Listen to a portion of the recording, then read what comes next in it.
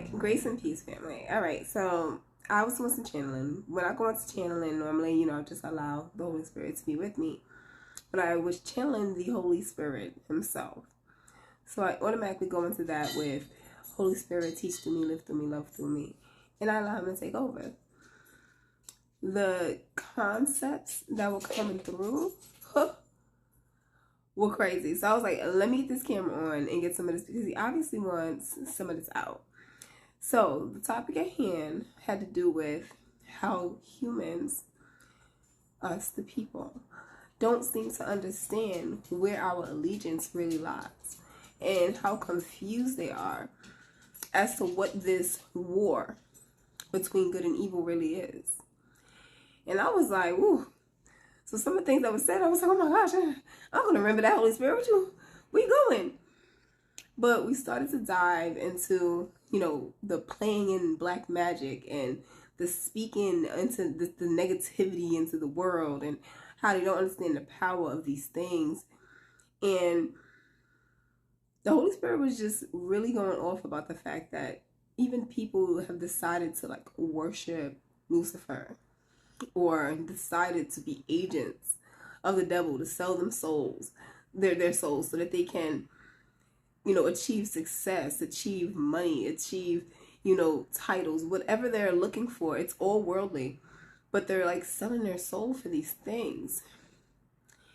And the reason why I had to come on is because when the Holy Spirit was going off about this, it was the energy that I could feel. It was type energy, and they better, you need to get it together, kind of like grandmother energy. I was like, whew. So one of the things that was really mentioned was how they don't understand the allegiance, and how you have people working for Satan, and how appalled at the end of time people are going to be when they realize that Satan goes to heaven and that they're stuck here. The first reason is because you got to understand, everyone thinks that Lucifer hates God. Lucifer does not hate God. Lucifer adores and loves God. He loves God. So much so that God's love for us, the inferior beings, is what set him off. That's what made him rebel. It was, how can you love these inferior beings the way you do when you got us angels up here who will do anything for you? Literally, you say die, all of us will just die right now, just for you, just because you said it. And you got these people down here living lives the way they want to, low budget lifestyles, and they get to do that and you love them for it? Nah, he wasn't feeling it. So it wasn't his hate for Christ, his hate for God.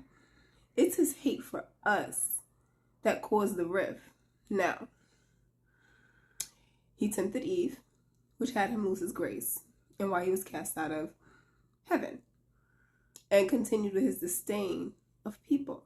And because he sinned in eternity, because there was no time at that point, he is punished for eternity. That's why he doesn't get granted forgiveness. But no one said that Lucifer couldn't create a covenant with God. Think about it. If everything is in God's plan, that means even our ruin was a part of God's plan, right? So our ability to fall out of his grace and then use our free will to come back to his grace would mean that that's by design. So the hardships, everything you're going through, is supposed to go through. Maybe not at the magnitude, but based on the decisions you make, you walk through doors, and some of those doors are just not leading you closer to, the righteousness is leading you further. So that's when you get stuck in that spiral where things are just going wrong. But for the most part, you're designed to go through experiences to teach your soul how to come back to divinity. Now, it got really interesting because the Holy Spirit then went into how,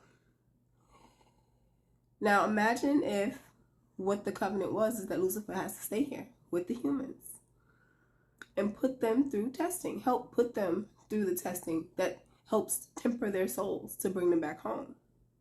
He's now an agent for God.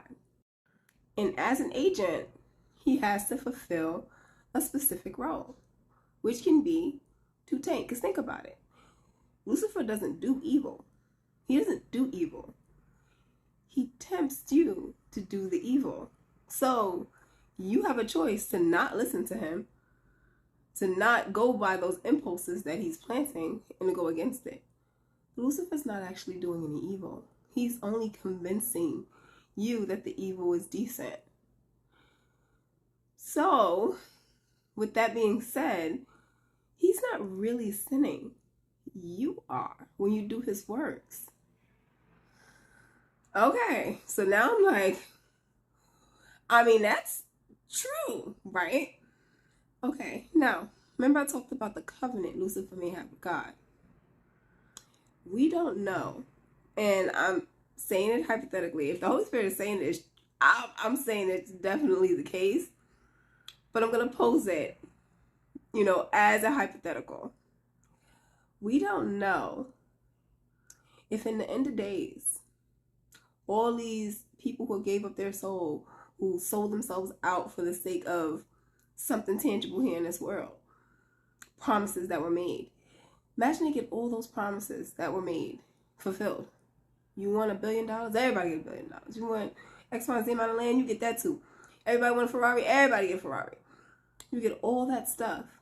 But it is once everyone leaves this planet and actually goes to heaven. If everyone has $1 billion, everybody has a house, everybody has a Ferrari, everybody has all these things. The people, of course, people of no substance, y'all all have that and you're here. What are you going to do with it? You sold your soul for something that, in the end of the days, is going to be meaningless. And on top of that, because you guys were tested properly, you made bad decisions, you chose to go these routes. Lucifer did what he needed to do. He fulfilled his covenant. So when it's time to go, he's leaving too.